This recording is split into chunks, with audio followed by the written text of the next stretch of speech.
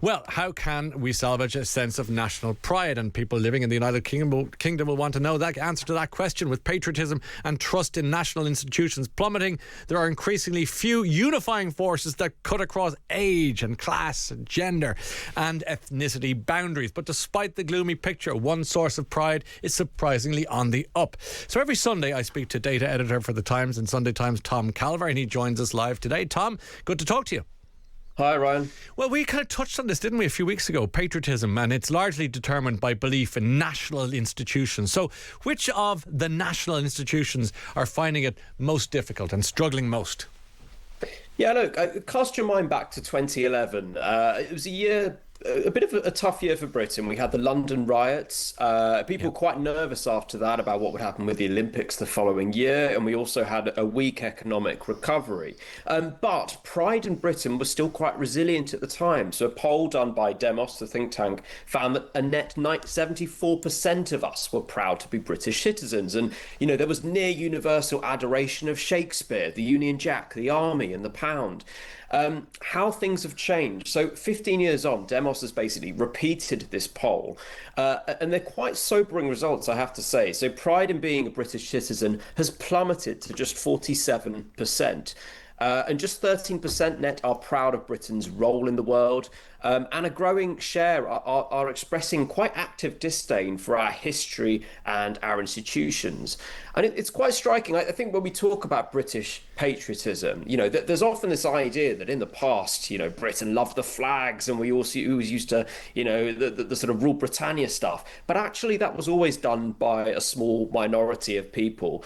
Even in the Second World War, George Orwell writes about how, that kind of patriotism, it's much more subtle in Britain. It's all about the kind of texture of ordinary life, bitter beer and heavy coins and grass is green and so on.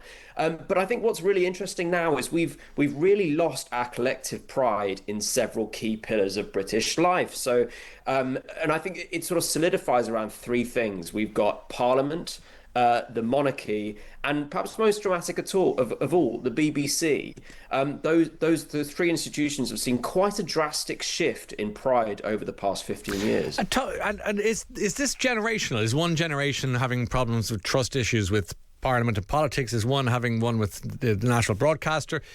Does it break down like that, or is it different for each age group? Yeah, so look, nationally, every age group has seen some kind of fall in pride, but it manifests differently across the ages. So for young people, it's a newfound hatred of British history. I think a lot of young people now are turning against the idea that Britain was a force for good in the world. And we've seen that right throughout the 2010s, manifesting through the sort of colonialism discourse in universities and so on. So that's for young people. But then older people have started turning against institutions like Parliament. I think the Brexit debates had a lot to do with that, but also the BBC. And I think that it's been particularly stark how older people especially have turned against the national broadcaster in a way that they never would have done so 15 years ago. Let's go there for a moment, because I was listening to a Vox Pop in Clacton during the week, and people were saying, well, we now watch the correct news, and they mentioned a particular news station or two that they watch on YouTube, and I thought, wow, that's people of a certain vintage, and I thought that's definitely a sign of our times. Is that what we're talking about here? And if so, what are they blaming the BBC for doing? Why the mistrust? I think a lot of it is, yes, there are more options, and I think those options aren't just on television and YouTube and so on. I think they're also on social media. And I think there's been some great studies done about capital and sort of social capital, and how, we've become very good at connecting with people who are very similar to us, but we've stopped consuming media that we don't necessarily always agree with. We our social media feeds are designed to connect us with people who are on our wavelength. And so, that's great if you're looking for comfort and reassurance from people who are like you, but it's not very good at actually making us challenge our worldviews. And I think this is one of the main ways that Britain has fragmented over the past decade. It's quite sad, actually, that you wouldn't feel proud of your country, and those numbers are pretty bleak. How does it compare comparatively with countries like my home country, or indeed out on the European mainland? Yeah, so interestingly, I was looking for polls on this, and there was a really interesting one from the European Social Survey where they basically looked at they've asked countries all around Europe, how emotionally attached are you to your country? And Britain comes bottom out of about 25 Crack. countries. Right. And it's really surprising. I think it's part of that is that we are quite shy about our patriotism. We don't like, as we were saying earlier, we don't like love the flags and all that. But it's quite striking just how little kind of passion there is devoted to nationhood in Britain. You know, countries like Ireland, your home country, rank much higher on Yeah, that. very so. Yeah, and like France as well. It'd be very hard to find a French person who was not in some way proud of their, the French love protesting and they love rioting, but when push comes to shove, if you challenge them on it, the French do still have a strong love for their French institutions. I mean, I think you're married to an Irish woman. Is that right, Tom? I don't mean I to. am indeed, yeah. Good on you, and fine choice. But I will say on both sides that in Ireland, the younger generation, I'm fascinated by Gen Z and the millennials, have taken the flag back from a sort of certain cultural, political flag ownership in the 70s and 80s, which I won't go into now, but through music and rock and roll and through pop culture and whatever, and the Irish language. It's on a complete upward trajectory, the pride in country, place, and all the rest of it. That is absolutely at odds with what's happening in the UK. It's really interesting. It reminds me a bit of Britpop in the 90s. That's right. That's exactly it. But it's almost like probably the last time when there was a genuine kind of cultural unity. I think, we've spoken about this over the past few months, how, football matches in a way kind of bind young and old together in Britain, or at least in England, in a way that few other things do now.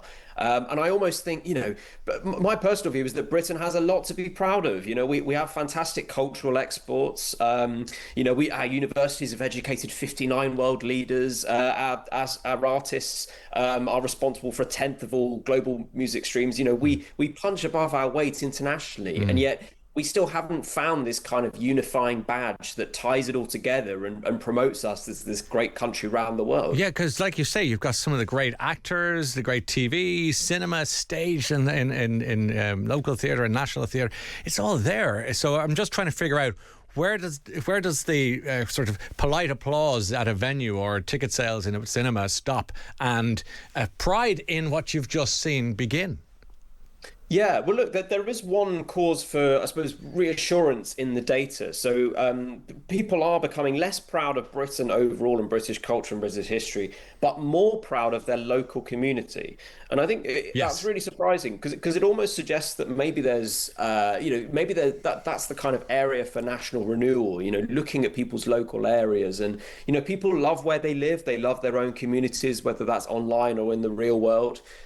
So we do have a real fondness for our homes. It's just that doesn't necessarily transcend to some kind of national picture. Yeah, we spoke about this with our panel earlier on, that it begins, Andy Burnham's going to be talking about fly tipping this week, and it begins with how you respect your own doorstep, your village. That spills into the town, that spills into the city, and then that spills into the rest of the country. And so local pride begets, one suspects, national pride.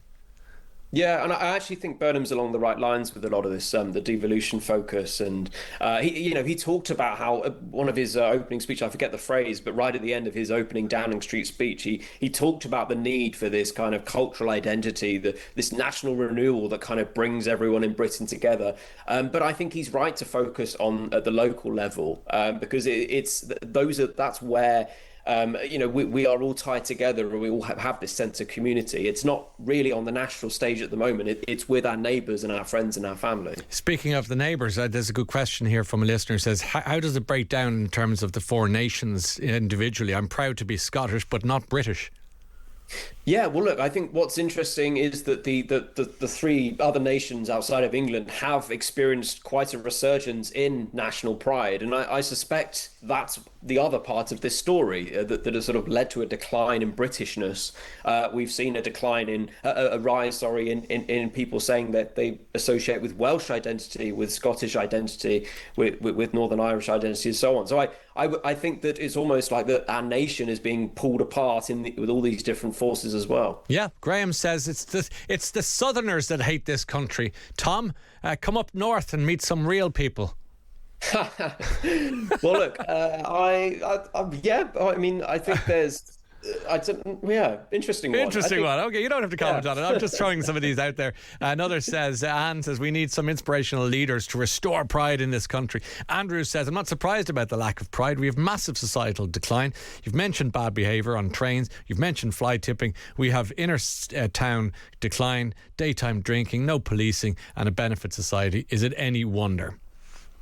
Yeah, well, look, I think the problem is a lot of these things have all coincided. So there's been a real problem with neighborhood policing actually over the years where, okay, yes, Britain is becoming less violent and violent crime is falling, but there's a lot of crimes, things like graffiti, things like shoplifting, all of those things that all of us notice, they are on the up. They are rising quite drastically, and people can see it with their own eyes that even in London, the tube is less clean and than it used to be. And I think all these things kind of weigh on people's impression that their area is not being looked after, or that we've kind of lost that sort of civic pride. So I think it all matters. Yeah, it sure does. Tom, what an interesting discussion point. Much obliged. Thanks for your time today.